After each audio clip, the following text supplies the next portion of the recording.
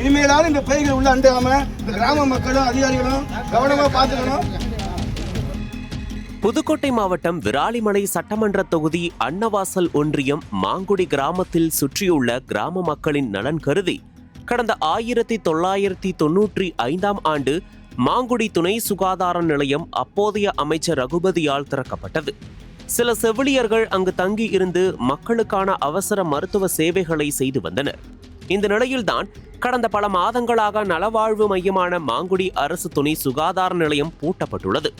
சுமார் 5000 மக்கள் தொகை கொண்ட இந்த பகுதியில் கிராம மக்கள், கர்ப்பிணிகள், குழந்தைகள், முதியவர்கள், குழந்தைகளுக்கான தடுப்பூசி, சொட்டு மருந்து என பயனடைந்து வந்த நிலையில் கடந்த பல மாதங்களாக திறக்காததால் தினசரி அவசர மருத்துவ உதவிக்கு செல்லும் மக்கள் ஏமாற்றத்துடன் திரும்பி சென்றனர். இந்த நிலை குறித்து மாவட்ட சுகாதார அதிகாரிகளுக்கும் மாவட்ட நிர்வாகத்திற்கும் கிராம மக்கள் மனுக்கள் கொடுக்கும் போதெல்லாம் 3 செவிலியர்கள் அங்கே பணியில் உள்ளனர் என்று வருகை பதிவை காட்டியுள்ளனர்.